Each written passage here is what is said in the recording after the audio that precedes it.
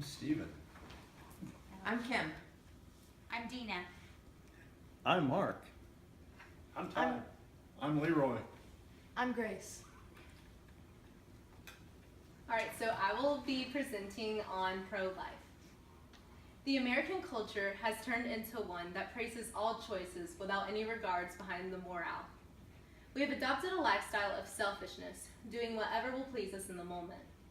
These beliefs have led to the killing of millions and millions of innocent children. My purpose in speaking to you is to illuminate the darkness behind abortion and encourage you to use your platform to help end this legal, terrible genocide. So according to the Merriam-Webster Dictionary, abortion is the termination of a pregnancy after accompanied by, resulting in, or closely followed by the death of an embryo or a fetus. The National Abortion Foundation states that abortion was legal for hundreds of years, but became illegal in the United States in the 1800s. During that time, over 1.2 million back alley or illegal abortions were performed. Thousands of women died from self-inducing their abortions or getting it illegally. Up until 1973, when Roe v. Wade was deemed constitutional and women could get legal, safe, and professional abortions.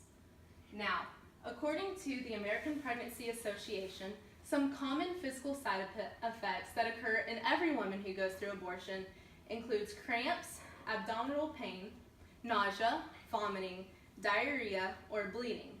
Now, some other side effects that are not as common but much more serious include heavy and frequent bleeding, sepsis, cervix damage, scarring of the uterine lining, perforation of the uterus, damage to other organisms, and sometimes can even result in death. Now, not only does abortion take a toll on a woman's physical body, but it has a lot of effect on the mental and emotional state as well. According to afterabortion.org, women who experience abortion show a 51% increased risk of suicidal thoughts, 61% increased risk in mood disorders and social anxiety disorders, a 261% increased risk for alcohol abuse, and a 280% risk of any other substance abuse disorders. According to theunchoice.com, women who go through an abortion have an 81% more likely chance to experience serious mental health issues and are 6 times more likely to commit suicide than women who delivered their babies. Now, I know many of you may be thinking, I'm not affected by abortions. I delivered my children, or I'm a man and I can never get pregnant. But I can assure you that you are affected by abortions in many more ways than you know. According to the National Pro-Life Alliance, in 2012, Planned Parenthood had accumulated $1.29 billion in total income. $554 million of that income came from taxpayers' money.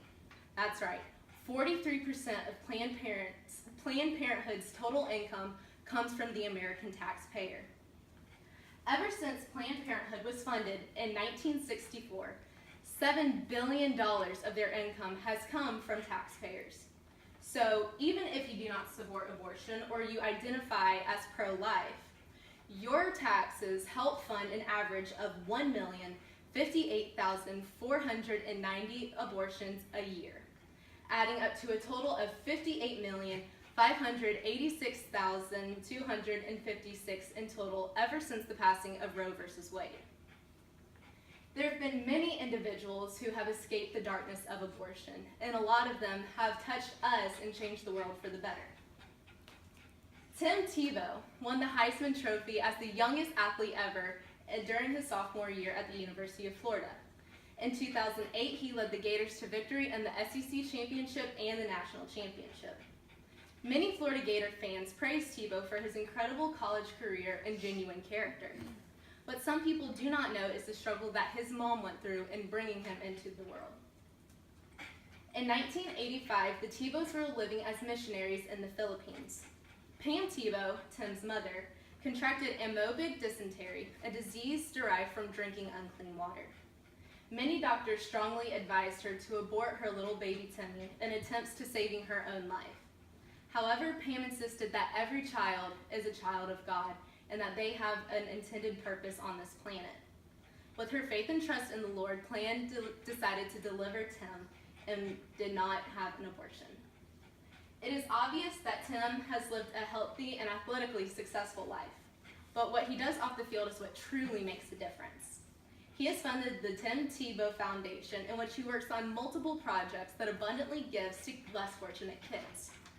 Of these many projects, the most popular is the Night to Shine, which is a once-in-a-lifetime prom experience for special needs kids that focuses on their unique beauty and the abundant love that God has for them. Tim Tebow has touched the lives of so many individuals. Now, let's take a step back for a second. What would the world look like without Tim Tebow? Would the thousands of special needs kids ever get to experience a prom?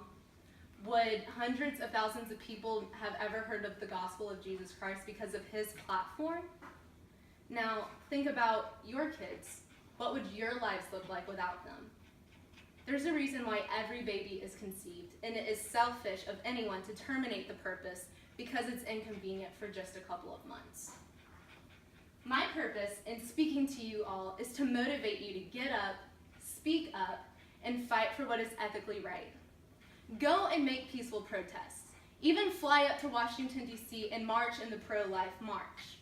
You don't have to condemn pro-choice and pro-abortion supporters like many have done for the past. Fighting darkness with darkness does not illuminate light. Promote adoption. Promote abstinence. Promote the idea of having our tax money go to funding for birth control and preventing unplanned pregnancy instead of terminating the life of an unborn child. Advocate with a burdened heart and help spread the dark, evil news of abortions. You could be the voice of the 60 million babies who couldn't speak up for themselves. Thank you.